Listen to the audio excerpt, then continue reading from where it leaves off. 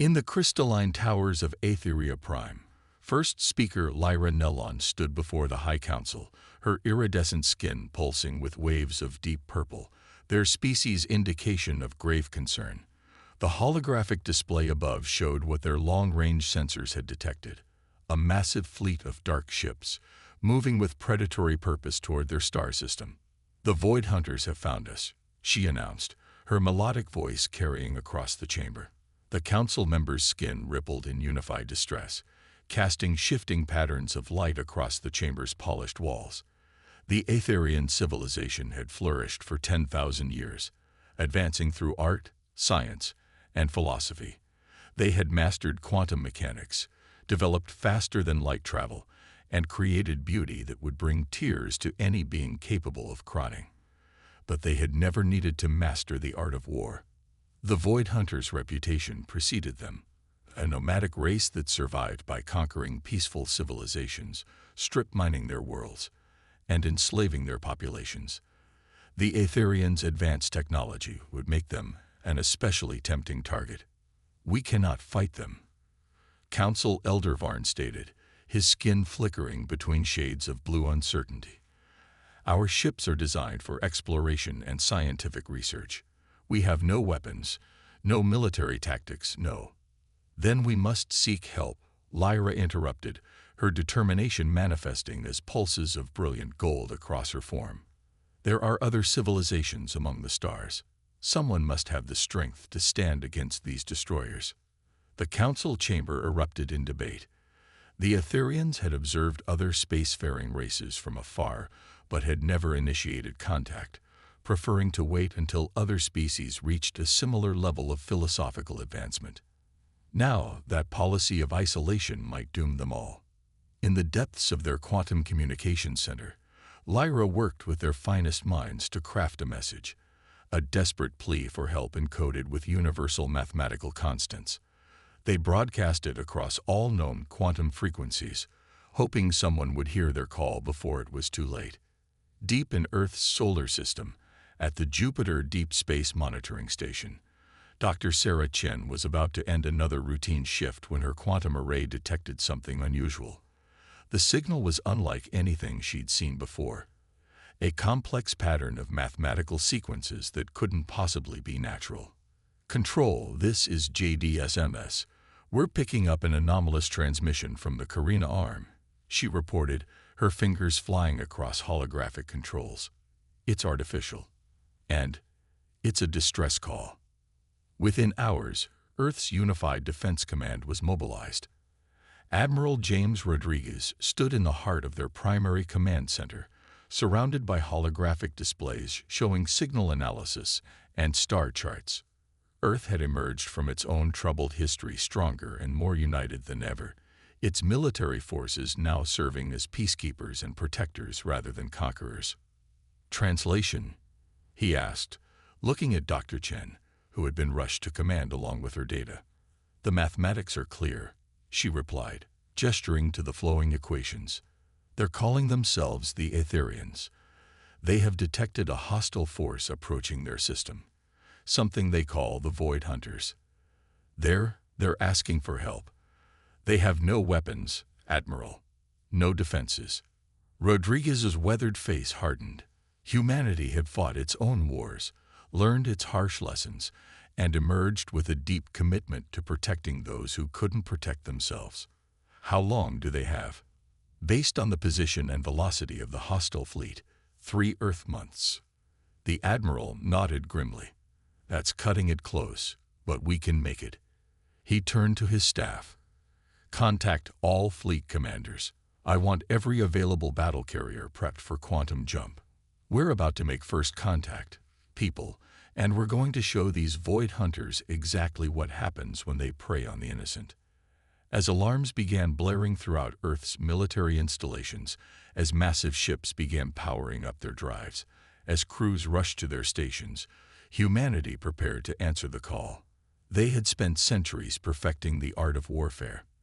And now, perhaps, they had found its highest purpose, defending those who had never needed to learn it themselves. The response they sent to the Aetherians was simple: "Help is coming. Hold on." Little did the Void Hunters know that their next intended conquest would bring them face to face with a species that had turned warfare into a science, that had forged peace through strength, and that would not stand idly by while innocents were threatened.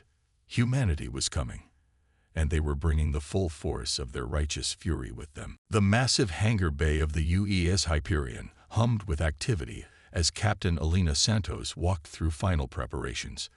The battle carrier, Earth's newest and most advanced warship, stretched nearly 3 kilometers from bow to stern. Its quantum drive arrays gleamed with barely contained energy, ready to tear a hole through space-time itself. "Status report," she called out, watching as the last squadrons of Raptor-class fighters were secured in their launch bays. Her XO, Commander David Chen, fell into step beside her. "All systems are go, Captain. The rest of the fleet is reporting ready. 12 battle carriers, 20 destroyers, and our support ships. The largest fleet Earth has ever assembled for a single operation." Elena nodded, her dark eyes reflecting the blue glow of status displays. At 42, she'd earned her command through a combination of tactical brilliance and unwavering dedication to protecting human colonies from pirates and raiders. But this mission was different. This would be humanity's first major interstellar intervention, their debut on the galactic stage. The Aetherian signal packets. Have the science teams decoded more? She asked as they entered a secure briefing room. Yes. Chen activated a holographic display showing crystalline structures and beings of shifting colors. They're a remarkable species. They communicate partially through bioluminescence, have mastered quantum mechanics at levels we're just beginning to understand, and have a civilization spanning thousands of years of peaceful development. And now they face extinction because they never needed to learn the art of war. Elena finished grimly. What about the Void Hunters? The hologram shifted to show dark, angular ships. Less information available, but what we have is concerning. They're nomadic predators, moving from system to system, stripping resources, and taking slaves. Their tech level appears similar to ours in some ways, though their ships favor brute force over efficiency. A chime sounded throughout the ship. "All hands, this is the captain," Elena announced. "In 10 minutes we make history. We will be the first human fleet to engage in combat beyond our solar system, the first to make contact with not one but 2 alien civilizations.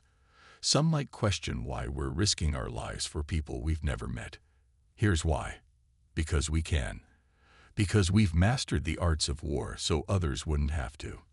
Because when innocents cry out for help, humanity answers." She paused, letting her words sink in.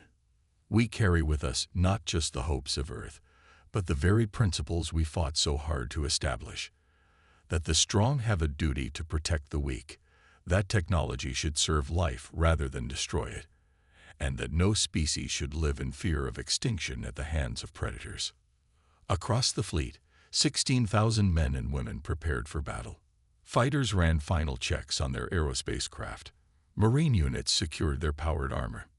Engineers monitored the massive energy reactors that would carry them across the gulf between stars. "Fleet Command, this is Hyperion Actual." Elena's voice was steady as she took her place on the bridge. "All ships report ready for quantum jump." Admiral Rodriguez's voice came through clear on the command channel. "You have go for jump, Captain. Give them hell. Quantum drive engaging in 3, 2, 1. Space itself seemed to fold around the massive human fleet. In an instant, they were gone, leaving behind only the fading echoes of humanity's response to a distant cry for help. The journey would take weeks even with their advanced drives, but they would arrive with overwhelming force and a clear mission. The Void Hunters were about to learn why humanity had earned its reputation as both the galaxy's finest warriors and its most determined protectors. Throughout the voyage, Elena spent countless hours studying the Aetherian transmissions, learning everything she could about the people they were rushing to save. Their art, their science, their philosophy, all of it reinforced her conviction that this mission was right. These were beings who had chosen to advance through creation rather than destruction, through understanding rather than conquest. They're everything we aspire to be, she told Chen during one of their strategy sessions. Everything we hope to become once we no longer need to be warriors. And until that day comes, we'll make damn sure species like them have the chance to show us the way. The Hyperion's quantum sensors detected the Void Hunters' fleet long before they reached the Aetherian system. 23 capital ships, crude but powerful, accompanied by swarms of smaller vessels. A force that would have spelled doom for the defenseless Aetherians. But humanity had not come to fight a fair battle. They had come to end a threat, to save a civilization, and to send a message to any other predatory species that might be watching. The galaxy was no longer their hunting ground. The human fleet dropped out of quantum space at the edge of the Aetherian system, sensors immediately painting a tactical picture of the situation. The Void Hunters had already begun their assault, their dark ships forming a blockade around Aetheria Prime, while ground forces deployed to the surface. Captain Elena Santos stood on the Hyperion's bridge, her expression hardening as damage reports from the planet's surface appeared on tactical displays. Launch all fighters. Begin electronic warfare protocols. Let's show them what humanity can do. The first wave of Raptor fighters streaked from launch bays across the fleet, their quantum-linked pilots operating in perfect synchronization. Unlike the crude, battering ram tactics of the Void Hunters, human combat doctrine emphasized precision, coordination, and overwhelming technological superiority. Enemy fleet is responding, Commander Chen reported. They're breaking orbit to engage. Just as we hoped. Elena smiled grimly. Execute Operation Thunderstrike. The human fleet split into 3 battle groups, a maneuver that would have appeared suicidal against the numerically superior enemy. But this was humanity's specialty, turning apparent weakness into decisive strength. As the Void Hunters' capital ships moved to engage what they saw as easy prey, the true nature of humanity's battle plan revealed itself. Hidden in the quantum wake of the larger ships, squadrons of stealth destroyers emerged, their advanced ECM systems keeping them invisible until the last possible moment. All ships, weapons free, Elena commanded.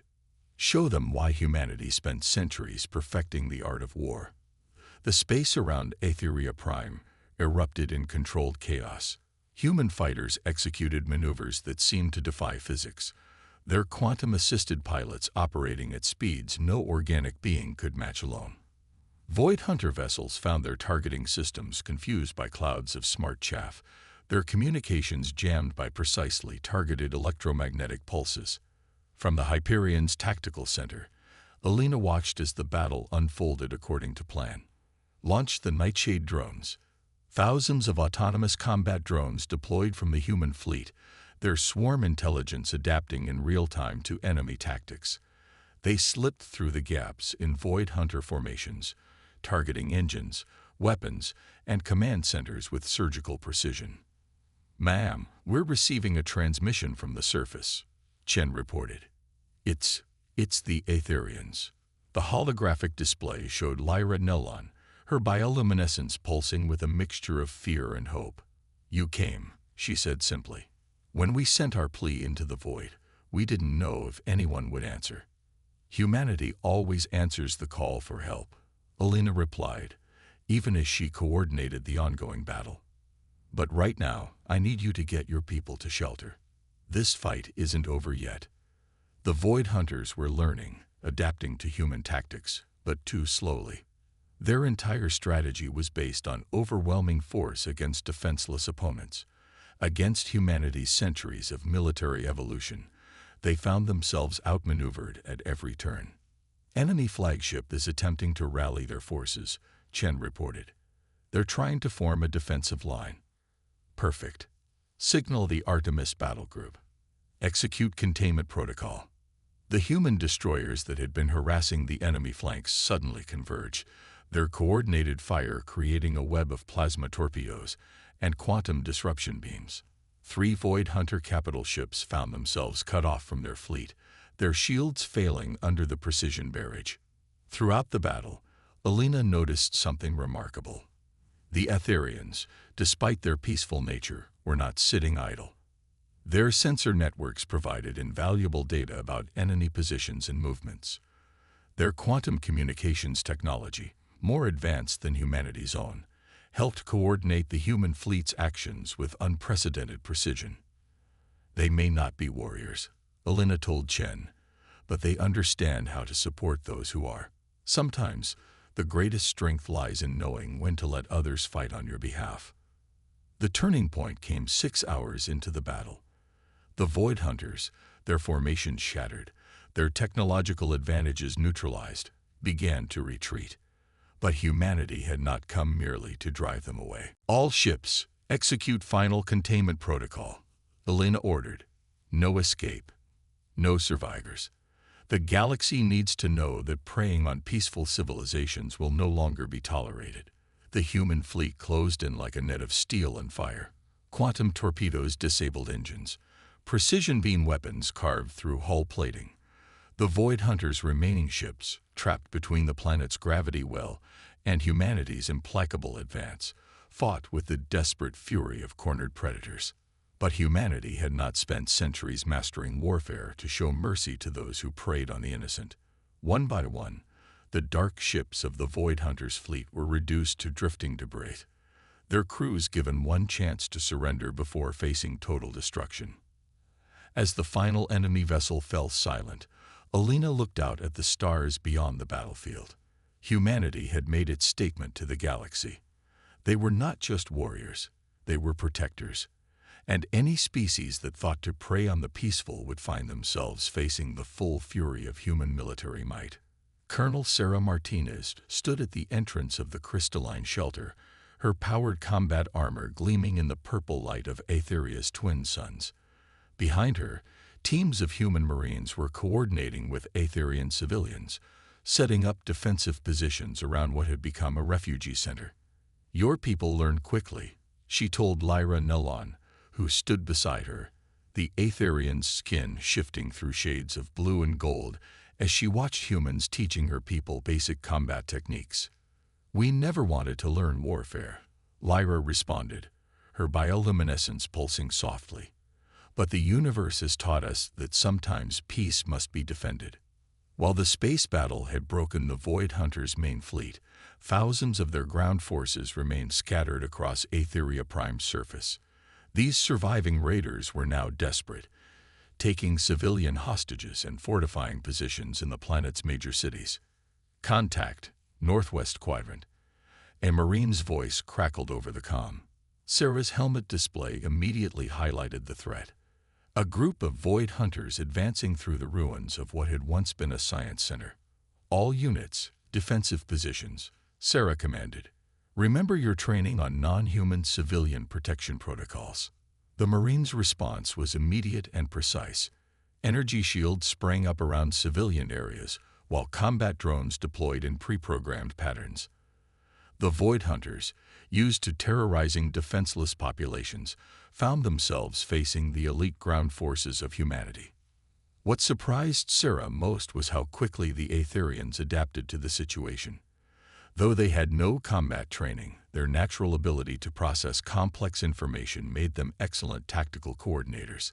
Their quantum-based communication technology, integrated with human combat systems, created an unprecedented level of battlefield awareness. "They're retreating," an Aetherian observer called out, their skin flashing with excitement. The Void Hunters, facing organized resistance for the first time, fell back in disarray. "Don't celebrate yet," Sarah warned. "They'll be back, and in greater numbers. We need to start evacuating civilians to the secure zones." Working together, humans and Aetherians began transforming the shelter complex into a fortified position. Marines shared their combat expertise while Aetherian scientists adapted their peaceful technology for defensive purposes. Their quantum field generators, originally designed for research, were modified to create impenetrable barriers around civilian areas. "Colonel," Lyra approached Sarah later that day, her color shifting to a determined purple. "My people want to do more than hide.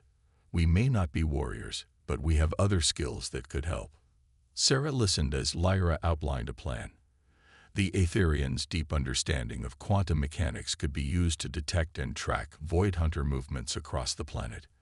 Their atmospheric control systems, designed to maintain optimal conditions for their cities, could be repurposed to hamper enemy operations.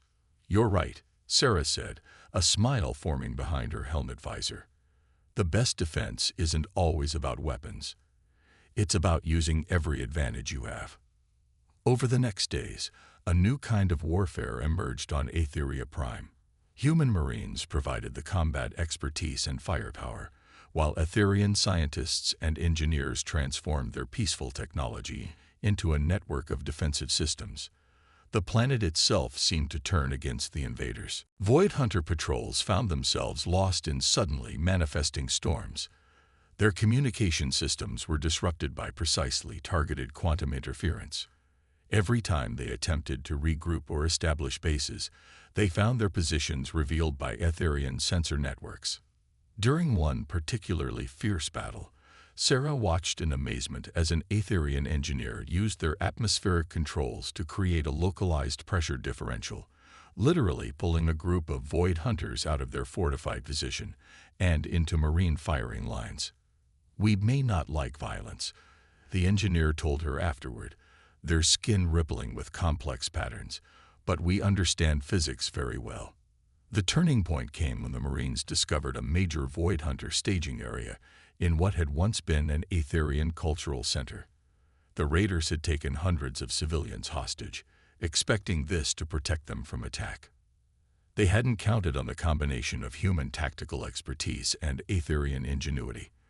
While Marines drew the defenders' attention with a frontal assault, Aetherian technicians used their quantum field technology to create a localized phase shift, allowing a team of human special forces to walk right through the walls and neutralize the threats before they could harm the hostages. As Sarah helped the rescued civilians to safety, she realized something profound. The Aetherians hadn't needed to become warriors themselves. They had simply needed allies who could show them how to adapt their existing strengths for defense. In their own way, they had become formidable not by changing who they were, but by applying their peaceful knowledge to the necessities of war. The great hall of the Aetherian High Council shimmered with colors never before seen in its 10,000 years of history. The bioluminescent patterns of hundreds of Aetherians merged with the crisp blue uniforms of Earth's military leadership, creating a display that symbolized the unprecedented alliance between their peoples. Admiral Rodriguez stood beside First Speaker Lyra Nelon, both watching as teams of humans and Aetherians worked together to coordinate the final stages of planetary recovery. The last pockets of Void Hunter resistance had been eliminated 3 days ago, their surviving forces surrendering when they realized the futility of their position. "Your people have changed us," Lyra said, her skin rippling with thoughtful gold patterns, "not by making us warriors, but by showing us that strength can serve peace." Rodriguez nodded, understanding the deeper meaning in her words. "And your people have changed us too. You've shown us that there's more to power than the ability to destroy."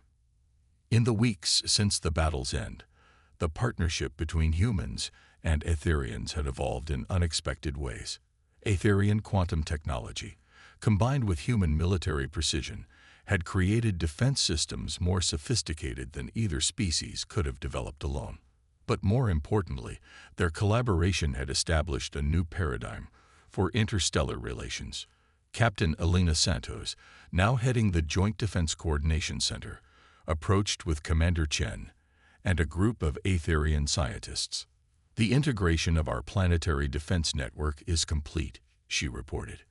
"We're already receiving requests from other peaceful species for similar protection arrangements. The predators of the galaxy are learning," Chen added, "that attacking peaceful civilizations now comes with consequences."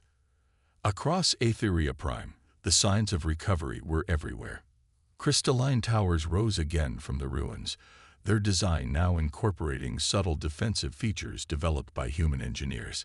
Aetherian quantum fields, once used purely for research, had been modified to create an early warning system that could detect hostile ships light years away. But the most profound changes were cultural. The Etherians had not abandoned their peaceful nature.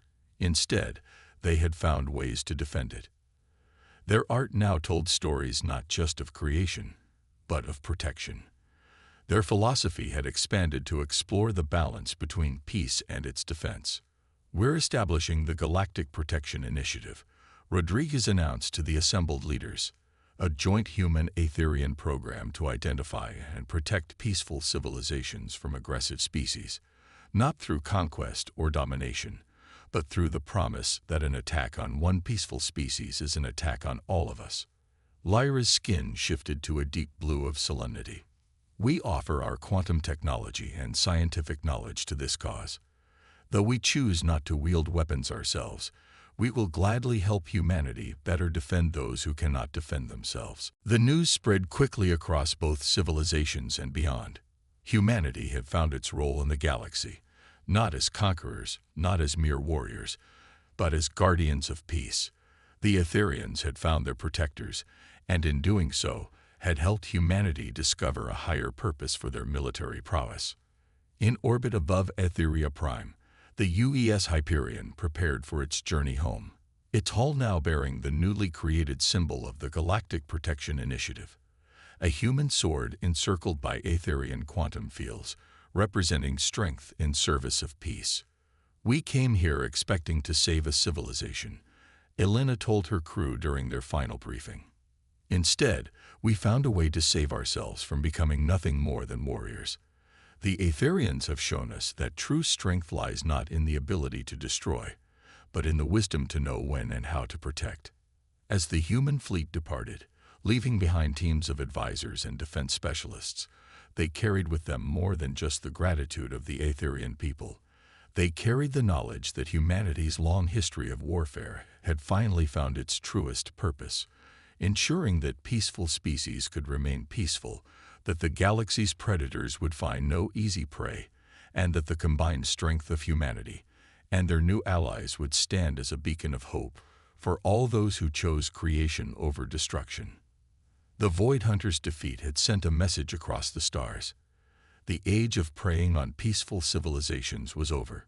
Humanity had risen not just as warriors, but as protectors, their military might now serving its highest purpose, ensuring that species like the Etherians could continue to show the galaxy a better way forward.